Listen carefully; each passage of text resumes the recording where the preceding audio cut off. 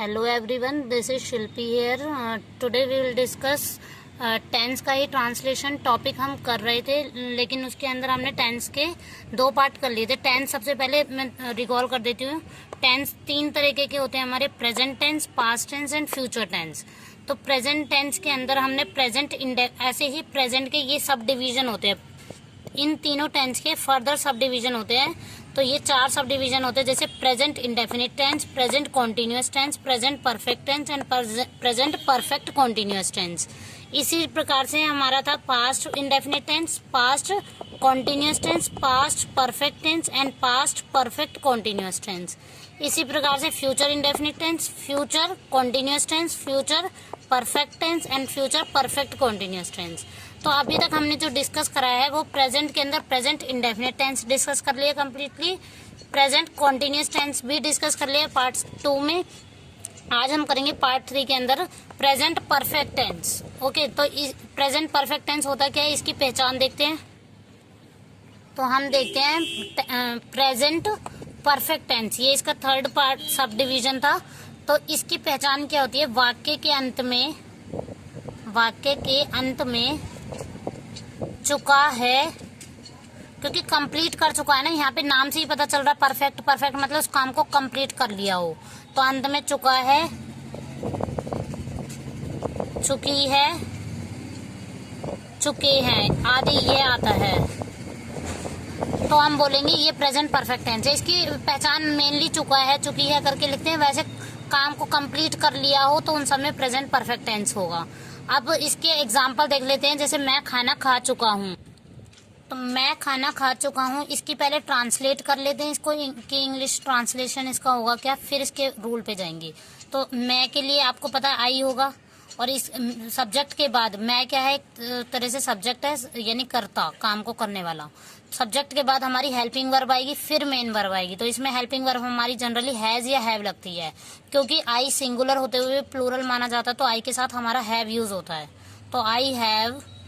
अब वर्ब क्या है इसमें, खाना, खा चुका, तो यानी इसमें, और हैज हैव के बाद आपको पता थर्ड फॉर्म आती है। हैज हैव या हैड कुछ भी आता है, वर्ब की थर्ड फॉर्म आती है। तो यहाँ पे क्या लग रहा है, हैव लग रहा है, तो भी वर्ब की थर्ड फॉर्म आएगी। तो आई हैव ईटन द, क्या खा चुका है, खाना, तो food. I have eaten the food. अब इसका रूल देख लेते हैं। तो रूल में आप देख सकते हैं, इसी इंग्लिश ट्रांसलेशन जो आपने करी है, इसी से जस्ट रूल बन जाएगा, कॉपी कर सकते हैं आप रूल। ये क्या है हमारा सब्जेक्ट, फिर हैज या हैव ऑब्लिक डाल के लिखेंगे। हैज उसके लिए जो सिंगुलर, अगर सब्जेक्ट सिंगुलर है तो हैज यूज करना है, और प्लूरल है तो हैव। बस आई के साथ एक्सेप्शन हो जाता है। आप सोचेंगे कि आई तो सिंगुलर है फिर भी हैव लगा है, लेकिन आई सिंगुलर होते हुए भी इंग्लिश में प्लूरल माना जाता है, इसलिए आई के साथ एक्सेप्शन है, तो आई के साथ हैव लगता है। तो सब्जेक्ट के प्लस हैज या हैव, हैज सब्जेक्ट सिंगुलर हो तो, और सब्जेक्ट प्लूरल हो तो हैव, इन दोनों में से कोई एक लगेगा। अब वर्ब की third form and then object. Okay, अब इसके एक और एग्जांपल ले। जैसे सेकंड एग्जांपल है, मैंने अपना काम खत्म कर लिया है। तो काम खत्म कर लिया है, तो इसका मतलब अब यहाँ पे चुका है नहीं लग रहा, लेकिन मैंने बताया था काम को कंप्लीट कर ले, यानी परफेक्ट तरीके से कंप्लीट कर ले। यहाँ पे खत्म कर लिया है, तो कर लिया है मतलब चुका है टाइप का ही बन रहा है। तो यहाँ पे क्या आएगा, मैंने की जगह यहाँ पे क्या है, ये मैं वर्ड की तरह ही काम कर रहा है, तो यानी सब्जेक्ट के प्लेस पे लगा हुआ तो आई, फिर आई के साथ हैव लगेगा हमारा, फिर हैव के बाद आई हैव फिनिश्ड, खत्म करने को बोलते हैं फिनिश्ड, माई वर्क, अपना काम के लिए माई वर्क, तो I have finished my work. इस तरीके से आप बना सकते हैं। सब्जेक्ट देख सकते हैं, इसका रूल देख सकते हैं। रूल हमारा क्या था, सब्जेक्ट प्लस हैज हैव, मैंने लिख दिया था ऑलरेडी पर मैं इसको दिखा रही हूँ, हैज हैव। फिर इसके बाद ये जो वर्ब की फर्स्ट फॉर्म नहीं है, वर्ब की थर्ड फॉर्म है यहाँ पे। तो वर्ब की थर्ड फॉर्म मतलब फिनिश के साथ ईडी लगा के हमारे वर्ब की थर्ड फॉर्म बन जाती है, और प्लस में रेस्ट पार्ट जो भी बचता है दैट इज ऑब्जेक्ट।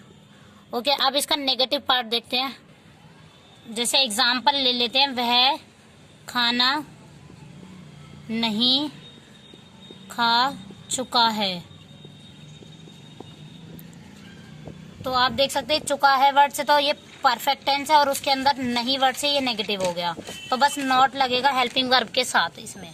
तो पहले इसका वह के लिए, अच्छा यहाँ पे वह वर्ड लग रहा है और यहाँ पे चुका वर्ड लग रहा है, तो इसका मतलब ये जो वह की हिंदी इंग्लिश, वह को दो बोलते हैं इंग्लिश में, या तो ही या शी, लेकिन अगर ये चुका वर्ड लग रहा है तो इसका मतलब ये बॉय है, तो ही आएगा यहाँ पे ही। और ही सिंगुलर है तो इसके साथ हैज, और हैज है तो इसके साथ नॉट लगेगा, क्योंकि नहीं वर्ड मैंने बताया था जो हेल्पिंग वर्ब होती है उसी के साथ नॉट लगता है। तो ही हैज नॉट ईटन, क्योंकि खाने के लिए वर्ब जो आएगी ईट होगी, लेकिन यहाँ पे हैज है तो क्योंकि यहाँ पे थर्ड फॉर्म आएगी, तो हैज के साथ थर्ड फॉर्म आएगी, तो has not eaten the food, खाना के लिए फूड। ओके, तो इसका अब रूल देख लेते हैं।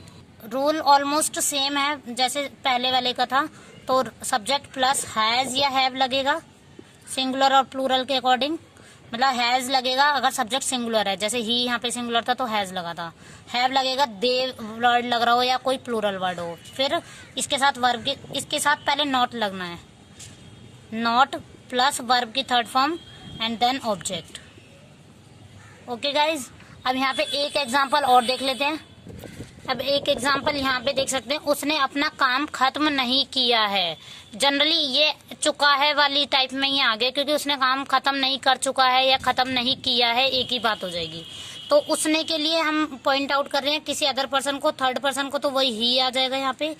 और नॉट वर्ड लग रहा है तो ही के साथ हमारा पहले तो हैज आएगा, तो ही हैज नॉट फिनिश्ड। अब ही के साथ हिज आएगा यहाँ पे, जैसे पहले वाले क्वेश्चन में करा था आई के साथ माई होगा कि मैंने अपना काम खत्म किया है या मैंने अपना काम कर लिया है, तो फिर आई के साथ माई लगेगा, ऐसे ही के साथ हिज लगेगा, his work. He has not finished his work. Okay, अब देखते हैं इंटेरोगेटिव पार्ट। अब यहाँ पे एग्जाम्पल देखते हैं इंटेरोगेटिव पार्ट में ही प्रेजेंट परफेक्ट के। तो यहाँ पे चूंकि वर्ड से तो प्रेजेंट परफेक्ट पता चल रहा है, और यहाँ क्या वर्ड लग गया तो इससे मतलब पता चल रहा है इंटेरोगेटिव, यानी पूछताछ वाला क्वेश्चन है। तो क्या वह बाजार जा चुकी है, तो यहाँ पे चुकी वर्ड से ये पता चल रहा है कि ये जो वह है वो गर्ल है। गर्ल है तो यहाँ पे शी लिखेंगे। सबसे पहले इसको पहले ट्रांसलेट करते हैं अपनी उससे, फिर इसका रोल बनाने में ईजी होगा। तो यहाँ पे शी लगा दो, और शी के साथ हमारा हैज आएगा, क्योंकि शी हमारा सिंगुलर है, तो हैज शी। अब यहाँ पे जाने के लिए क्या यूज होता है, गो, और गो की यहाँ पे थर्ड फॉर्म यूज होनी है, तो गो वेंट गॉन, यानी थर्ड फॉर्म हो गई गोन। तो हैज शी गॉन, और गॉन के साथ टू लगता ही लगता है, gone to the market, has she gone to the market. अब इसका देखते हैं रूल, क्वेश्चन मार्क लगाना है क्योंकि क्वेश्चन।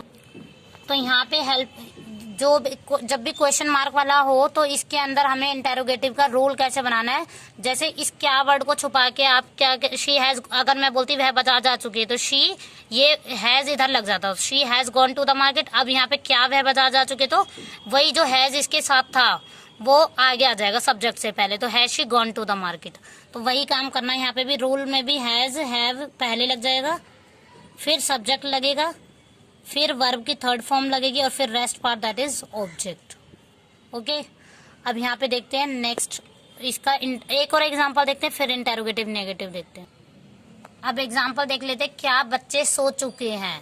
तो सबसे पहले वही बच्चे सो चुके, तो चिल्ड्रन हैव स्लेप्ट होगा। अब यहाँ पे बच्चे के आगे क्या वर्ड लग गया, तो वही यहाँ पे बच्चे को इंग्लिश में बोलेंगे चिल्ड्रन, और चिल्ड्रन क्योंकि बहुत सारे हैं तो यहाँ पे हैव लगेगा, हैव चिल्ड्रन। और सोने की इंग्लिश होगी स्लीप, लेकिन यहाँ पे थर्ड फॉर्म लगनी है, तो हैव चिल्ड्रन स्लेप्ट और क्वेश्चन मार्क। ओके, और यहाँ पे ऑब्जेक्ट तो है ही नहीं कि भाई कहाँ सो चुके हैं या क्या कर रहे हैं, वो तो चीज ऑब्जेक्ट है ही नहीं, तो हैव चिल्ड्रन स्लेप्ट ओनली। अब देखते हैं इंटेरोगेटिव नेगेटिव, इसी के अंदर फोर्थ पार्ट देखते हैं, फोर्थ फर्दर सब डिवीजन, यानी इंटेरोगेटिव नेगेटिव। तो इसमें क्या वर्ड भी आएगा और नहीं वर्ड भी आएगा। जैसे क्या मैं खाना नहीं खा चुका हूं,